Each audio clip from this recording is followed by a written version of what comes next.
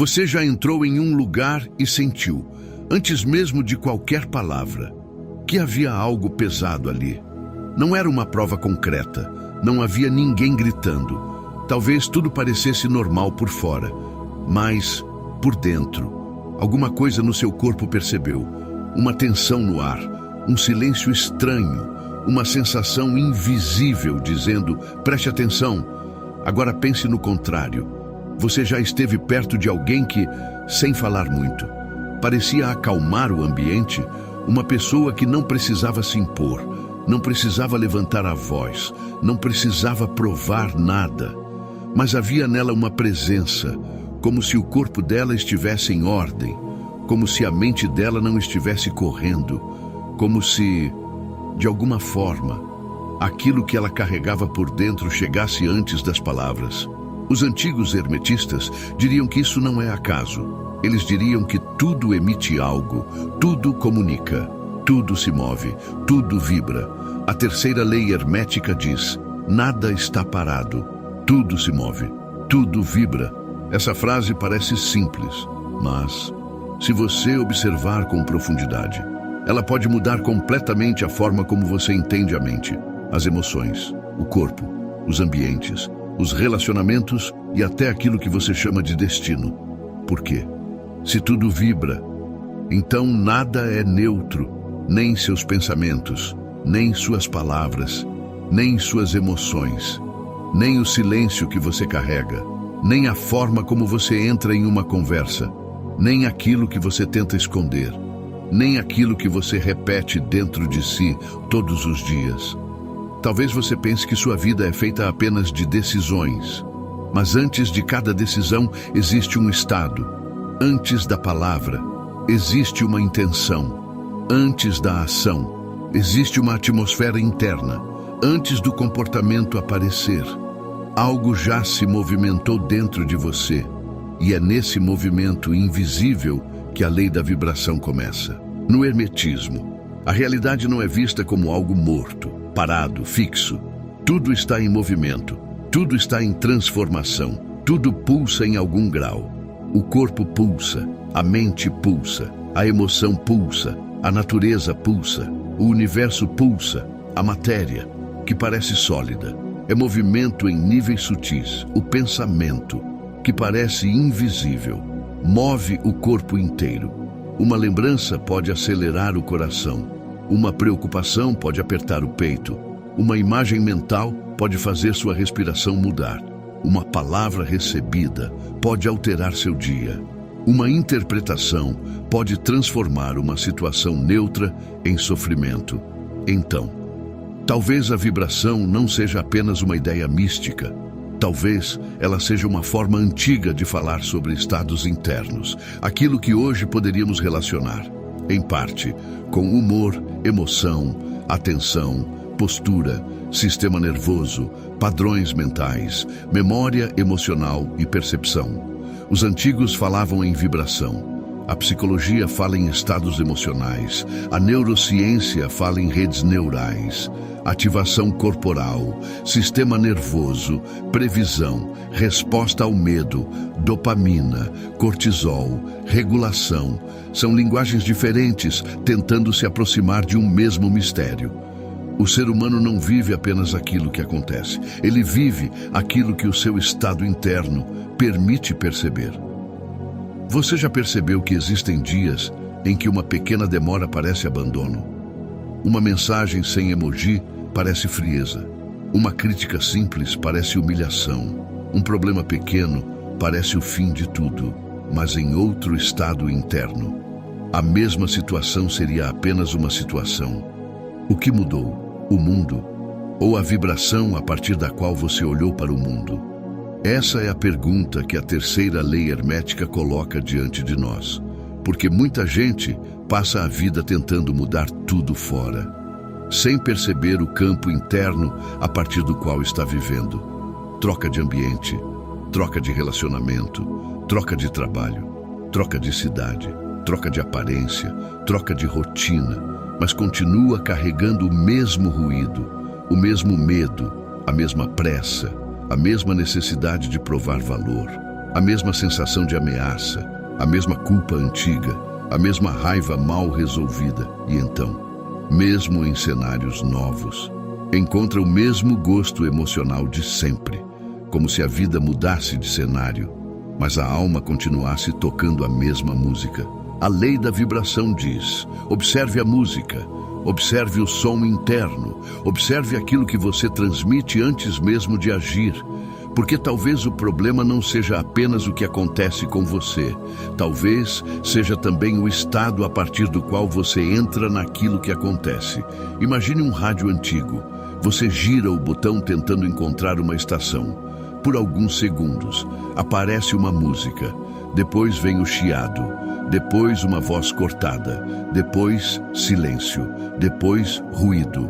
A estação existe. A música está sendo transmitida. Mas o aparelho ainda não sintonizou. A consciência humana funciona de forma parecida. Existem momentos em que você está tão tomado por ruído interno que não consegue ouvir nem a si mesmo. Confunde medo com intuição. Confunde ansiedade com urgência. Confunde apego com amor. Confunde impulso com verdade. Confunde controle com cuidado. Confunde desejo de provar valor com propósito. E talvez por isso tantas pessoas peçam sinais ao universo, mas não conseguem escutar nem o próprio corpo. Porque uma mente em pânico transforma tudo em sinal. Uma mente em carência transforma qualquer atenção em destino. Uma mente em medo vê ameaça até onde existe apenas silêncio. Uma mente em culpa transforma limites em punição. Uma mente em raiva transforma diferença em ataque. Antes de perguntar, qual sinal a vida está me dando? Talvez seja preciso perguntar, eu estou em estado de escutar alguma coisa com clareza? Essa pergunta separa superstição de sabedoria. A superstição quer controlar o futuro. A sabedoria quer afinar a percepção. E a terceira lei hermética é exatamente isso. Uma arte de afinação. Não se trata de fingir que tudo está bem. Não se trata de repetir frases positivas enquanto a alma está em ruínas. Não se trata de negar dor, trauma, luto, medo ou cansaço. Isso seria uma espiritualidade artificial. A vibração verdadeira não nasce da mentira. Ela nasce da coerência. Uma pessoa pode sorrir e vibrar desespero. Pode falar de paz e viver em guerra. Pode dizer que confia, enquanto tenta controlar cada detalhe. Pode dizer que ama, mas agir como quem possui. Pode dizer que quer crescer, mas vibrar medo de aparecer. Pode dizer que quer mudar, mas continuar protegendo a própria prisão. O corpo entrega aquilo que a boca tenta esconder. A presença comunica aquilo que o discurso tenta maquiar. E talvez seja por isso que certas pessoas cansam mesmo quando dizem pouco, e outras fortalecem mesmo em silêncio. Porque a presença fala, o olhar fala, o corpo fala, o tom fala, o ritmo fala, o silêncio fala. E aqui, a neurociência nos ajuda a compreender algo profundo. O cérebro humano é um órgão de previsão. Ele não espera apenas a realidade acontecer, ele antecipa, ele interpreta sinais, ele compara o presente com experiências passadas, ele tenta economizar energia criando padrões. Se você vive muito tempo em estado de ameaça, seu sistema nervoso pode começar a procurar perigo, mesmo onde não existe perigo real. Se você passou muito tempo sendo rejeitado, uma demora simples pode ser interpretada como abandono. Se você viveu em ambientes imprevisíveis, a calma pode parecer estranha. Se você aprendeu que amor vinha junto com tensão, talvez relações tranquilas pareçam sem graça. Se você foi treinado pela vida a estar sempre em alerta, o descanso pode parecer culpa. Isso é profundo, porque muitas vezes você não está reagindo apenas ao presente. Você está reagindo ao que o seu corpo aprendeu a esperar. A lei da vibração. Então, não fala apenas sobre energia mística, ela fala sobre o estado que você sustenta, sobre a frequência emocional que se tornou familiar, sobre o tipo de mundo que sua mente aprendeu a esperar. e sobre como esse estado começa a organizar suas escolhas.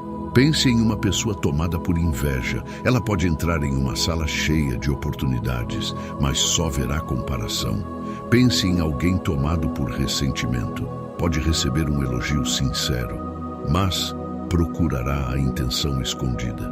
Pense em alguém tomado por medo. Pode estar diante de uma porta aberta, mas imaginará todas as formas de cair antes mesmo de dar o primeiro passo.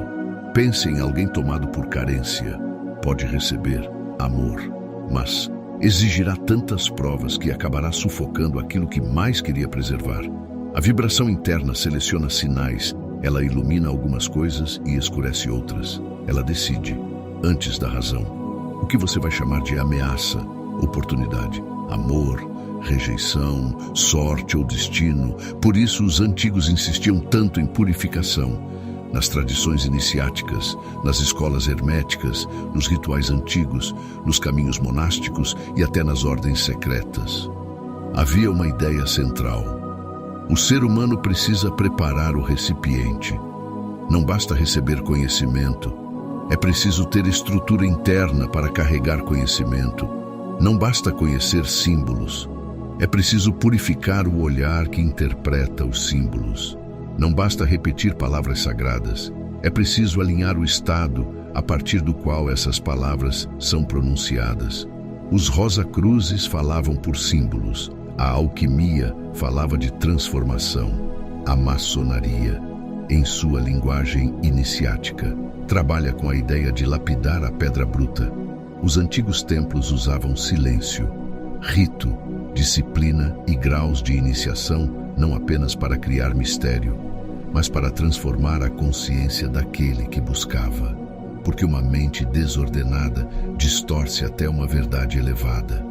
Uma pessoa em vaidade transforma conhecimento em superioridade.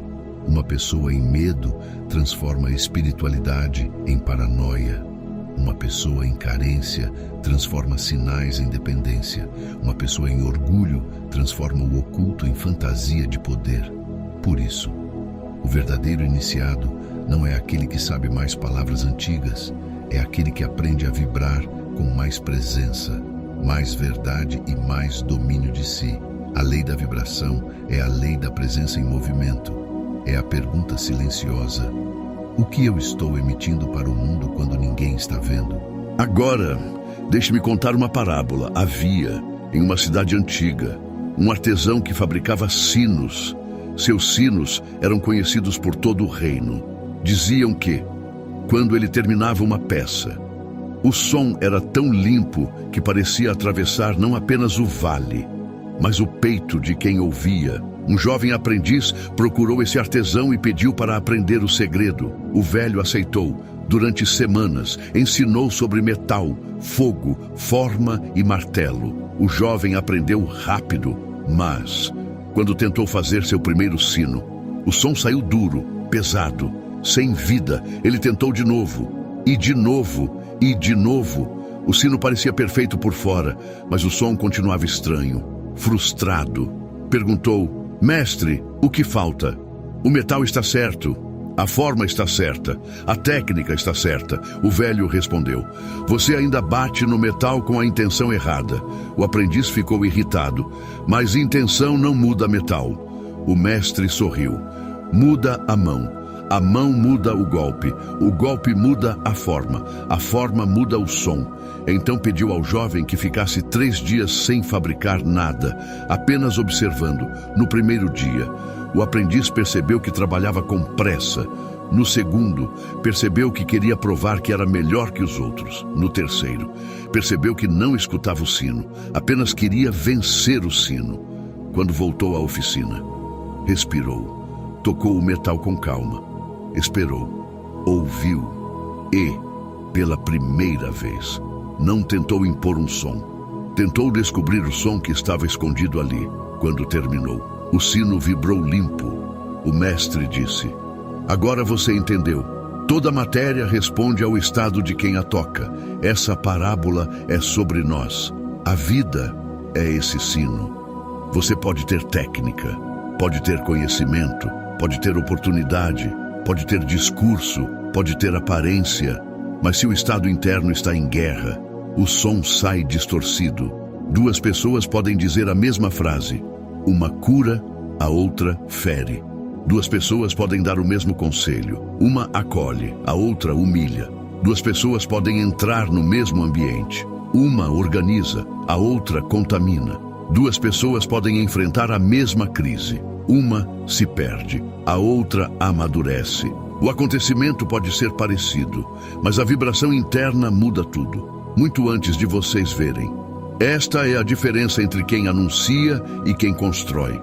O mundo aplaude o fruto, mas Deus vê a raiz. E raiz cresce no escuro. Raiz não cresce no palco. Raiz cresce em silêncio. Por isso, quando você conta seus planos antes da hora, você pode estar cometendo 3 erros. O primeiro erro é buscar validação antes de ter convicção. Se você precisa que todo mundo aprove seu plano para começar, talvez o plano ainda esteja dependente demais da energia dos outros. E tudo que depende demais da aprovação externa fica vulnerável à rejeição externa. Um comentário atravessado te derruba, uma crítica te desorganiza, uma dúvida te paralisa. A pessoa diz, será que isso dá certo? E pronto, você já começa a duvidar. Mas quando você trabalha em silêncio, a sua convicção amadurece antes da exposição. Você não está escondendo por medo, você está protegendo por sabedoria. O segundo erro é antecipar recompensa. Você conta, as pessoas elogiam, você sente prazer, mas ainda não fez. Então o plano perde urgência, porque uma parte do ego já foi alimentada, a imagem já foi criada, o personagem já apareceu, mas a vida real não recompensa personagem por muito tempo. A vida recompensa consistência. O terceiro erro é abrir campo para interferência. Espiritualmente, tudo que está em formação precisa de recolhimento. Até Jesus, antes de grandes movimentos, se retirava para orar. Moisés teve deserto, José teve cisterna, prisão e silêncio antes de governo. Davi foi ungido rei, mas não sentou no trono no dia seguinte. A unção veio antes da exposição. O preparo veio antes do reconhecimento. O chamado veio antes do palco. E essa é uma lição espiritual muito forte. Nem todo chamado deve ser anunciado no momento em que nasce. Às vezes Deus mostra primeiro para você. Depois Ele prepara você. Depois Ele fortalece você. E só depois Ele permite que os outros vejam. Porque se as pessoas virem cedo demais, elas podem tentar matar aquilo que ainda não está forte o suficiente para resistir. Foi isso que aconteceu com José. Ele contou seus sonhos aos irmãos, e os irmãos não celebraram. Eles se incomodaram. A visão dele despertou inveja neles, e a inveja tentou destruir o sonhador. Mas aqui existe uma verdade importante. O problema não era o sonho de José. O problema era o ouvido de quem recebeu o sonho. Nem todo mundo tem maturidade para escutar o tamanho daquilo que Deus colocou em você. Algumas pessoas não odeiam você. Elas só não suportam a versão que você pode se tornar, porque sua evolução confronta a estagnação delas.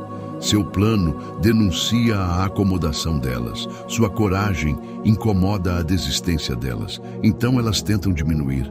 Chamam de loucura, chamam de exagero, chamam de ilusão.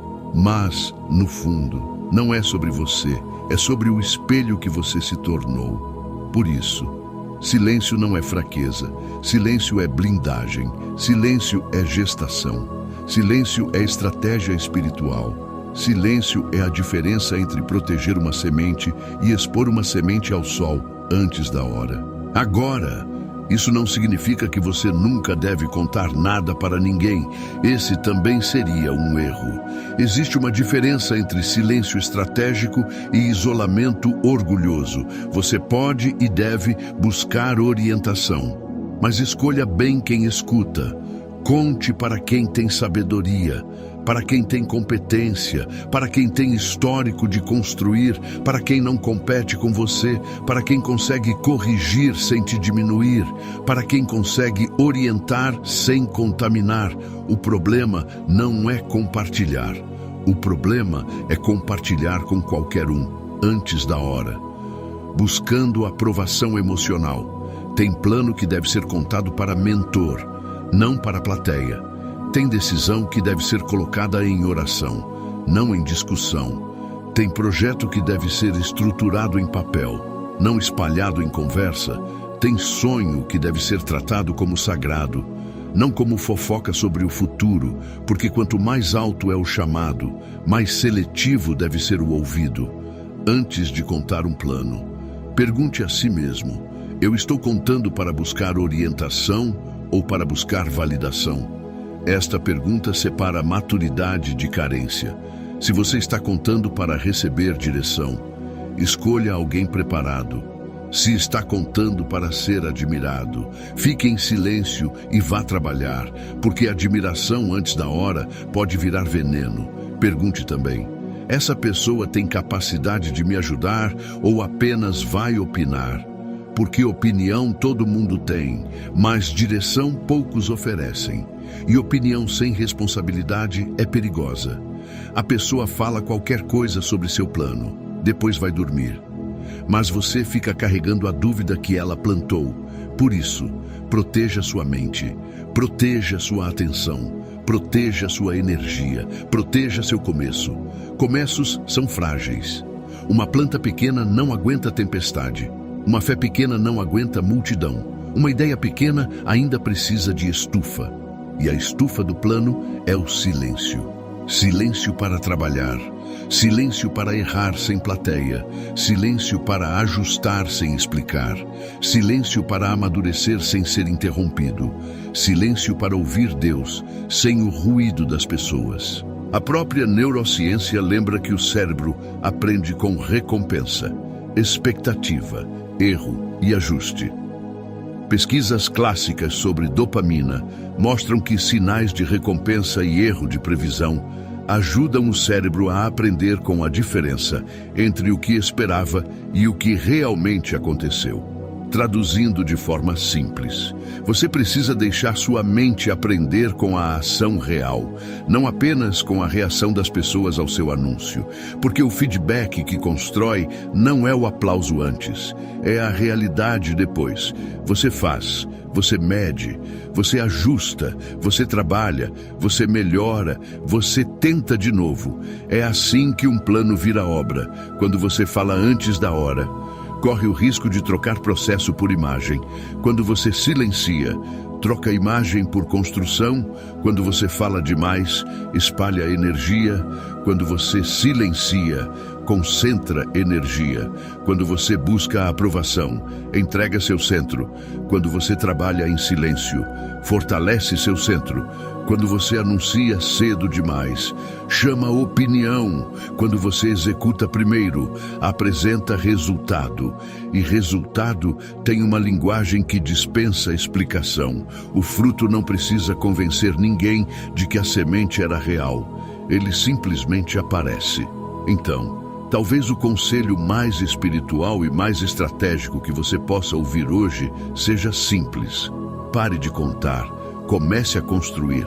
Não porque todos são inimigos, não porque você deve viver com medo, não porque o mundo é contra você, mas porque aquilo que ainda está nascendo precisa de proteção. O bebê não nasce no meio da rua, a semente não germina em cima da mesa, o ouro não é formado na superfície, a raiz não cresce no aplauso. Tudo que é profundo começa escondido. Talvez Deus tenha te dado uma visão, mas ainda esteja te pedindo silêncio. Talvez sua mente tenha recebido uma direção, mas ainda precise de disciplina. Talvez sua alma já saiba para onde ir, mas você esteja enfraquecendo o caminho ao buscar confirmação em quem nunca caminhou por ele. Guarde seus planos, ore sobre eles, escreva, organize. Faça o primeiro movimento, depois o segundo, depois o terceiro. E quando a ansiedade de contar aparecer, respire e lembre. Nem todo mundo precisa saber o que está sendo plantado. Algumas pessoas só devem conhecer a árvore quando ela já estiver dando sombra. Porque quem protege a semente honra o fruto. Quem protege o silêncio fortalece a execução. E quem aprende a não anunciar cada passo começa a caminhar com mais poder. No fim, a pergunta não é: quem acredita no meu plano? A pergunta é: eu estou disposto a obedecer o processo mesmo quando ninguém está vendo? Porque é no invisível que a vida decide o que um dia será visível. É no silêncio que a raiz escolhe a profundidade.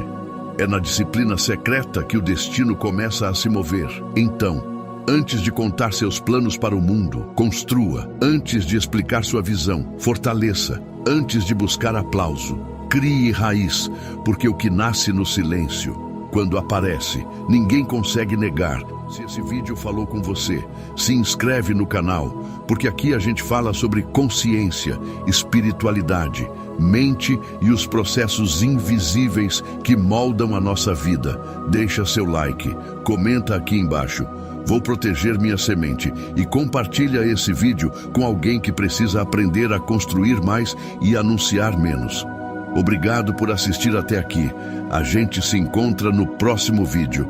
Até o próximo vídeo.